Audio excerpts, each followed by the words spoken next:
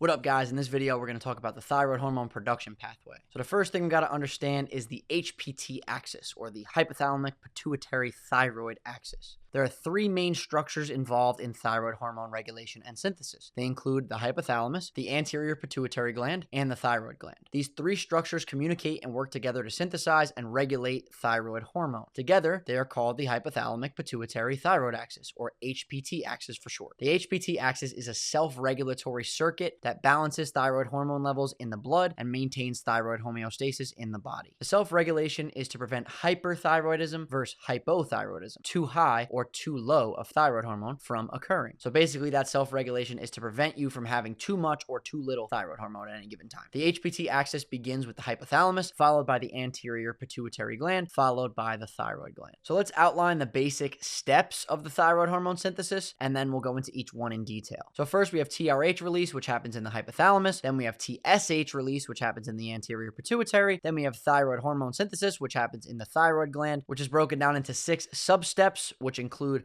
thyroglobulin production, iodide uptake, iodide oxidation, thyroglobulin iodination, MIT-DIT coupling, and thyroglobulin proteolysis. And the fourth step is thyroid hormone release from the thyroid gland. So now let's get into step 1, TRH release, which, like I said, occurs in the hypothalamus. The hypothalamus contains neurons that have the ability to secrete different hormones onto the anterior pituitary gland. If you've already watched the testosterone production pathway video in this course, which you should have already done, you'll know that that is also the same way that testosterone starts, right? We have GnRH from the hypothalamus signaling to the anterior pituitary gland to release FSH and LH. So this is how it works with thyroid hormone production. One of the groups of neurons in the hypothalamus is called the paraventricular nucleus, or the PVN. The PVN secretes a hormone called Thyrotropin-Releasing Hormone, or TRH, which will stimulate the anterior pituitary gland. The anterior pituitary gland is located right below the hypothalamus, so TRH is released from the paraventricular nucleus, or the PVN, and reaches the anterior pituitary gland via the hypophyseal portal system, which are the blood vessels connecting the hypothalamus and the anterior pituitary gland. Moving on to step 2, now we have TSH release, which happens in the pituitary. So after TRH is released from the hypothalamus, this will stimulate the anterior pituitary to release another hormone, which is TSH, which is thyroid-stimulating hormone. An easy way to remember that TRH comes before TSH is to go in alphabetical order using the R and S, because you know S comes right after R in the alphabet. And you can also just compare this to the testosterone production pathway. Anytime it's something like open releasing hormone, like gonadotropin releasing hormone, thyrotropin releasing hormone, that's the OG one that comes out of the hypothalamus. And then the second one is usually an SH. So for the testosterone one, it would be follicle stimulating hormone, even though it's not really signaling for testosterone production. It goes along with LH. But you can see the trend here. So after the anterior pituitary releases thyroid stimulating hormone into the bloodstream, it will travel to the thyroid gland, and that leads us to the next step, step 3. Now we have thyroid hormone synthesis, which occurs in the thyroid gland. So the thyroid gland is made up of follicles, which are all structural and functional units of the thyroid gland. Each follicle is lined by follicular cells, also known as thyrocytes. The lumen, or the center of the follicle, is filled with a substance called the colloid. The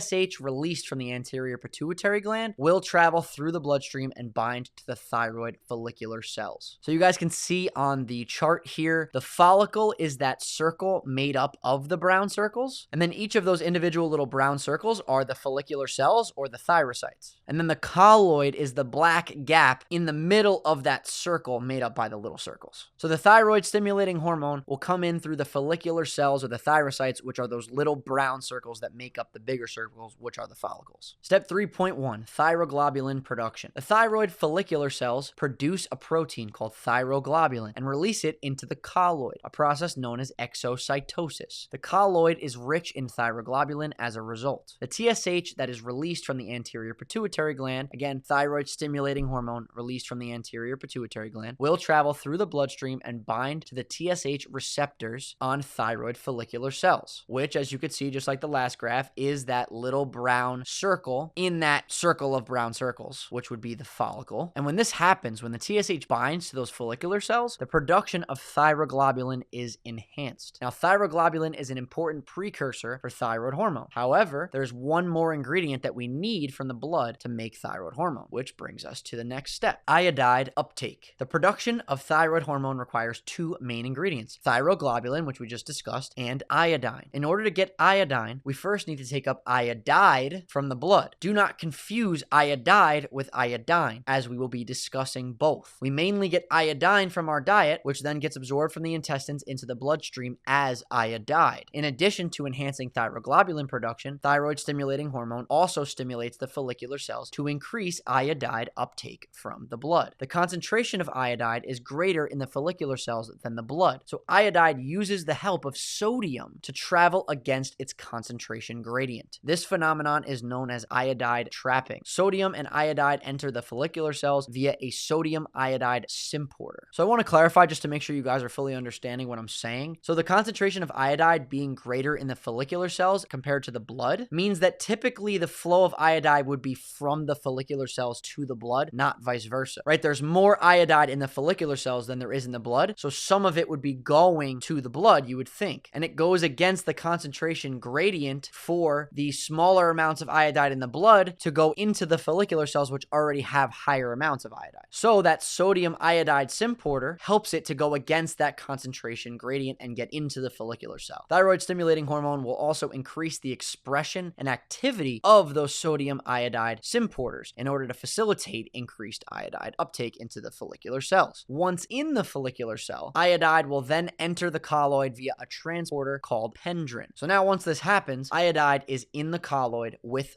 thyroglobulin. However, I said we need iodine and not iodide, which brings us to the next step. Now we have iodide oxidation. So now that we have iodide inside the lumen of the follicle, which is filled with the colloid and also contains thyroglobulin, we need to convert that iodide into iodine. The thyroid uses an enzyme called thyroid peroxidase, or TPO, to oxidize iodide into iodine. This process is known as iodide oxidation because we are losing electrons to form iodine. Thyroid-stimulating hormone also increases the activity of thyroid peroxidase, or TPO. So you can see how this is all coming together now. Now we have our two ingredients to make thyroid hormone, thyroglobulin and iodine, and it's time to combine these two ingredients in the next step. So now that we have thyroglobulin and iodine in the colloid that fills the lumen, it is time to combine them. As previously mentioned, thyroglobulin is a protein, and it contains tyrosine amino acids. The thyroid will again use the enzyme thyroid peroxidase to place iodine onto tyrosine, a process known as organification or iodination of thyroglobulin. If only one iodine is placed on tyrosine, then it becomes monoiodotyrosine, or MIT. If two iodines are placed on tyrosine, then it becomes diiodotyrosine, or DIT. MITs and DIT molecules then get combined to form T3 and T4, which are the main thyroid hormones. So in order to make T3 and T4, we need to combine our MITs and DITs. If we combine one DIT, which contains two iodines, with one MIT, which contains one iodine, then we will have three iodines. This will give us triiodothyronine, also known as T3. So to make this simple, a DIT and an MIT together is T3. Now, if we combine two DITs, which each contain two iodines on them,